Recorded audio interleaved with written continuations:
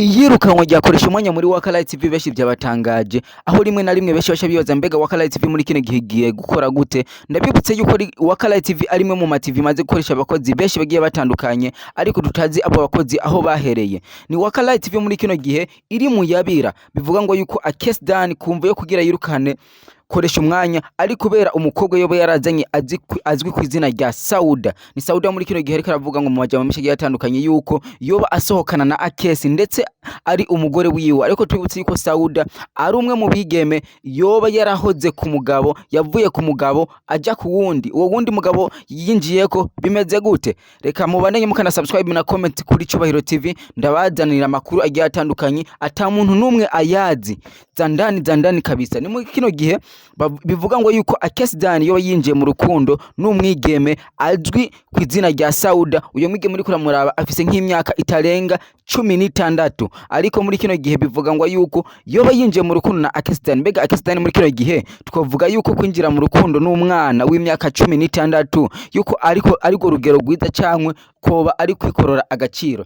Reka ndabibutse yuko ari umwe mu bantu Akes yama yifuza yuko yovuga ngo cyane bivanye aya naye agenda arakora, ariko Koreshumwanya muri kino gihe ndabibutse yuko atakiri muri Light TV. Koreshumwanya yaravuze amajambo menshi agiye atandukanye ku kinyamakuru yoba yarakoze ku kiganiro, avuga ati je cyatumye mva muri Light TV, hariho icyatumye bitagenda neza, ndavuga ati reka mve muri Light TV. Reka ndababazanira ayandi makuru mwego mutari muzi.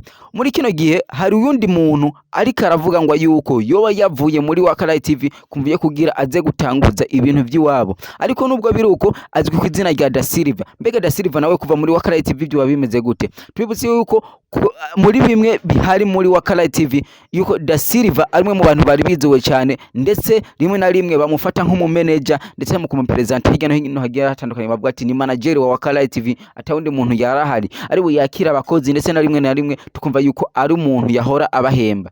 Haraka video gakoreko karagaragara akanya ndiko ndabereka nakabonye kuri stati y'umwigeme, nibaze yuko muri kino gihe yoba asohokana na Akes bamwitwa ku izina rya Sauda. Aka video uri kuraraba naka video ari karagwana no mu menyesha makuru cyangwa umuyutubers azi ku izina rya mbashe ndarivuge cyangwa ndarireke mwibaza yuko arinde. Muri ko murumvize kano ka audio urumva yuko bambe ino video muri ko murabona hano hejuru, ino video riko turabereka murabona yuko ariko aragwana n'umumenyesha makuru Starboy, amubwira ati ihenda umukore ko ndakumena amaso. Ariko yandi majambo ariko aravuga ngo biregaragara yuko hari ibikoresho Silva yoba yaraje gutora ngaha anya kwa Starboy, ariko bitakunze yuko abijana. Rimwe na rimwe ni telefone ya Sauda yo yatakariye hano hantu nkuko tuvyumva muri no video bariko baratwereka ngaha anya. Aba n'abantu bariko barakamera berekana yuko abantu basanzwe bazwi muri industry ko bariko baragwana. Mbega duca twibaza Koreshumwanya kuva muri Light TV benshi baribaza mbega igiye gusigara gute, ni kihe kintu akwiye gukora Akes kugira Light TV igume ikunzwe. Ndabibutse yuko Light TV nubu ndabisubiyemo nimwe mu TV maze gukoresha abamenyesha makuru aba journalist beshi cyane bagiye batandukanye, ariko tutazi ngo aba journalist birukanwa gute. Rimwe na rimwe wavuye yaravuga amajambo menshi agiye atandukanye, ariko ijambo ry'umuntu umwe rimwe na rimwe nta muntu umwe ashobora kuba yo igemere. Mbega cyo twibaza mbega Silva kuja gutanguza ibikorwa vyiwe yoba yarose mu diaspora byo bavyagenze gute. Hariyo amakuru menshi akunda kuvuga ngo ngaha anya muri industry yuko iyo umuntu arose mu diaspora rimwe na rimwe bishoboka yuko yosha heba akazi kumu boss akaza gutangura akazi kiwiwe. Ariko tuko turaraba ni Silva ngaha anya bashwanye neza cyane, biragaragara yuko rimwe na rimwe hari ibintu byoba byarahononokeye bya Starboy na Silva, sinzi ikintu na kimwe bariko barapfa. Ariko ndiko ndaraba hariho amakuru menshi niko ndumviriza hirya no hino agiye atandukanye yuko umugore yahora akundanye na Starboy, yuko muri kino gihe yoba akundanye n'umu cameraman azwi ku izina rya Silva.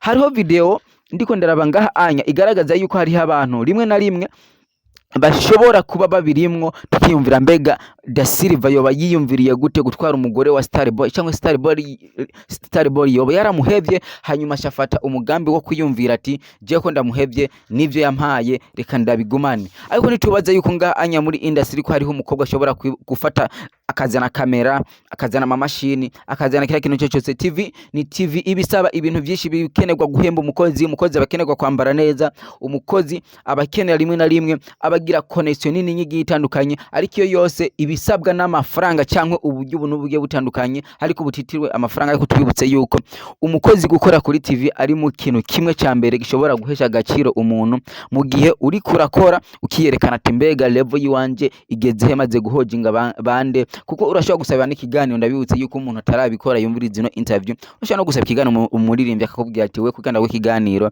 urinda gukora ibi nibi, usanga aya mabwirizwa kubwiye we ntuza kuyashobora, ugashuhitamo kugira gute, ugashuhitamo guheba ico kiganiro. Rimwe na rimwe rero kugira kiguhesha agaciro urahitamo gukora cya kintu wa muririmbyi akubwiye cyangwa wa mukomedi akubwiye, kumva yo kugira uze kuyerekana ku level runaka.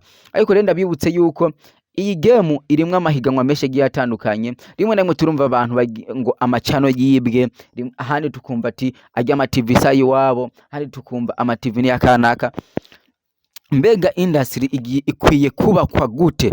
Mugabo hari ikindi kintu reka ngaruke ku mubosi cyane mutwa yuko ari umubosi wanje, kuko nanje ari mu bantu bandeze, ni Akes kwiyumvira gukundana n'umwana azwi ku izina rya Sauda. Sinibaza yuko ari cyubahiro kirenze cyane, ariko tubitse yuko Akes ari umwe mu bantu bafise umugore mu nzu. Ndamuvuke cyangwa ndamureke, namba utazi umugore wa Akes murashobora kureba mu mafilime yose Akes yoba yaragiriye promotion nini cyane ihagije. Asanzwe ari muri Wakala TV, ni Akes asanzwe afise umugore, ndetse uyo mugore yari afise n'ikibondo. Ariko muri kino gihe twarabonye promotion y'umwana wa Akes, tutazi umwana wa Akes yagiye hehe. Ariko hari amakuru jewe ndi kunumva muri kino gihe umwana wa Akes yoba yaragiye mwirerero mu gihugu ca Tanzania, kumva yo kugira Akes abandanye imirimo yiwe. Ni Akes kumva yuko mushiki wari yamusavye ati umwana muzane ashobore kuba ino muri Tanzania, hanyuma nzomumenya kila kintu cyose. Mbega umuvyeyi mukuburyo yo kwifata umwana wiwe akamwikura, hanyuma akamuhereza abandi bavyeyi mu gihe umumama ntiyari bwagira ikibazo. Ivyo biza guhesha agaciro nyabaki umwana, cyangwa umwana yogira urukundo nyabaki ku muvyeyi mu gihe umuvyeyi aba atareze umwana, nigari yogira umutima wo kuyumvira ati mama wanje ndamukunda. Nibaza yuko ico ari kintu cya mbere. Sindabinjiriye ko shatse gushaka commentaire cyangwa umuntu wari wese gukurikirana ikiganiro aze kwiyumvira ati bimeze gute. Ni Akes ari umwe mu bantu bakunda gushaka kuvuga ngo mu majambo menshi agiye atandukanye, ariko ndabibutse yuko hari intambara idasanzwe ya Da Silva na Starboy. Aka video ariko kantu kambere katugaragaza yuko ibintu bitameze neza, ariko tubibutse yuko Koreshumwanya yavuye muri Wakala TV ariko aratanguza ibintu byiwiwe ati imisi irakoze muri Wakala TV. Akes ntiyigeze ampa agaciro, Akes yigeze yagumye amfata nabi. Ni mu majambo Koreshumwanya asanzwe muri kino gihe mukora ibiganiro yitwaza, ariko tubibutse yuko Koreshumwanya ari umwe mu bantu ba mbere barose izina, ndetse banarikoreye mu gukubitwa mu kugira gute. Ni umwe mu bantu bo barinjije amafaranga menshi mu kinyamakuru ca Wakala TV bivanye n'ibikorwa yoba yarakozemwo. Mbega muri Wakala TV muri kino gihe bagiye guhindura gute kumva yo kugira bagumane babafana bahora bafise kera, bamwe bakoresha umwanya babagumane.